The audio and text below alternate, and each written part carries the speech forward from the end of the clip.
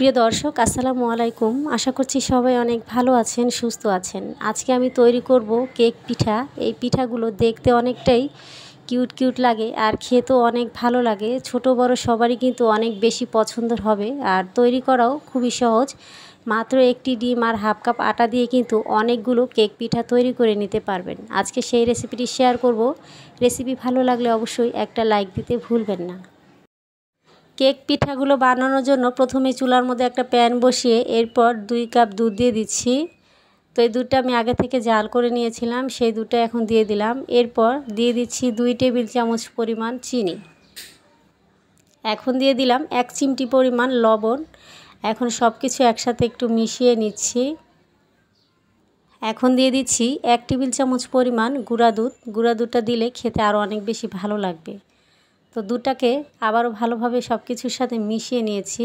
এখন দিয়ে দিচ্ছি বাটারটা দিয়ে এরপর একটু নেড়েচেড়ে বাটারটাকে গলিয়ে নিতে হবে। তো এই পর্যায়ে বাটারটা কিন্তু ভালোভাবে গলে গেছে। এখন এখানে আমি দিয়ে দিচ্ছি হাফ কাপ পরিমাণ আটা। আমি এখানে আটা ব্যবহার করছি, চাইলে এখানে ময়দাটাও ব্যবহার করা যাবে। আটাগুলো নেড়েচেড়ে দুধের সাথে ভালোভাবে একটু মিশিয়ে নিতে হবে। তো মিশানোর পরে দেখা যাবে যে এরকম একটা ডো তৈরি হয়ে গেছে। ঠিক এই পর্যায়ে এসে চুলা থেকে নামিয়ে নিতে হবে। এর চেয়ে বেশি আর জাল করতে হবে না। তো এখন এই অবস্থায় আমি চুলা থেকে নামিয়ে নিচ্ছি। নামিয়ে একটা বোলের মধ্যে নিয়ে নিচ্ছি। এখন এই ডোটাকে নেড়েচেড়ে একটু ঠান্ডা করে নিব। ডোটা ভালোভাবে নেড়েচেড়ে কিন্তু আমি ঠান্ডা করে নিয়েছি। এখন এখানে আমি একটা ডিম ভেঙে নিয়েছি, ডিমটাকে একটু ফেটিয়ে নিচ্ছি। তো ডিমটা ফেটিয়ে নিয়েছি। এখন এই ঠান্ডা ডোয়ের মধ্যে ডিমটা আমি দিয়ে দিব। কোনো অবস্থায় ডোটা গরম থাকলে ডিমটা দিবেন না।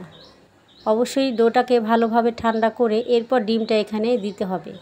তো ডিমটা দিয়ে প্যাচুলার দিয়ে আমি আস্তে আস্তে সব কিছু ভালোভাবে মিশিয়ে নিচ্ছি।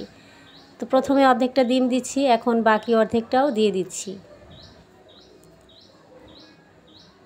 এরপর দিয়ে দিচ্ছি সামান্য একটু এলাচ গুঁড়া, এতে করে ফ্লেভারটা অনেক ভালো আসবে আর ডিমের যে একটা কাঁচা স্মেল সেটা কিন্তু আর থাকবে না। চাইলে এখানে আপনারা ভ্যানিলা এসেন্সটাও ব্যবহার করতে পারেন।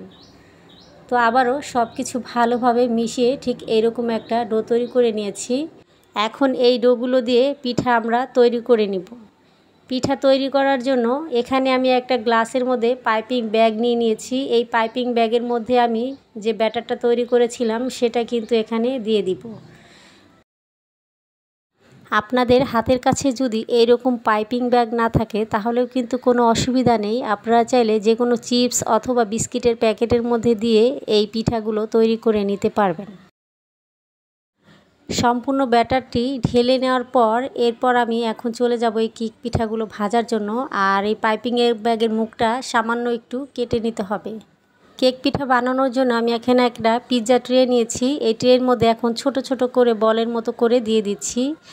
আমি এই পিঠাগুলো ওভেনে দিয়ে বেক করে নিব 160 ডিগ্রিতে 10 থেকে 15 মিনিটের জন্য। চাইলে কিন্তু আপনারা তেলে দিয়েও ফ্রাই করে নিতে পারবেন।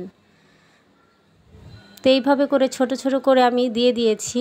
এখন এই ট্রেটা আমি 15 মিনিটের জন্য ওভেনে দিয়ে বেক করে নিচ্ছি। এরপর আমি আপনাদের ওভেন থেকে বের করে এনে পরিবেশন করে দেখিয়ে দিব আমার পিঠাগুলো কীরকম হয়েছে। তৈরি হয়ে গেল কিউট কিউট কেক পিঠা। কোনো রকম তেলের ঝামেলা ছাড়াই কিন্তু ঝটপট করে এইভাবে কেক পিঠা তৈরি করে নিতে পারেন। এই পিঠাগুলো বাচ্চারা কিন্তু অনেক বেশি পছন্দ করবে। রেসিপি কেমন লেগেছে অবশ্যই কমেন্ট করে জানাবেন। ভালো লেগে থাকলে লাইক কমেন্ট শেয়ার করবেন আর চ্যানেলটিকে সাবস্ক্রাইব করে নিয়মিত সঙ্গেই থাকবেন। আজকে এখানে বিদায় নিচ্ছি। সবাই ভালো থাকবেন, সুস্থ থাকবেন। আল্লাহ হাফেজ।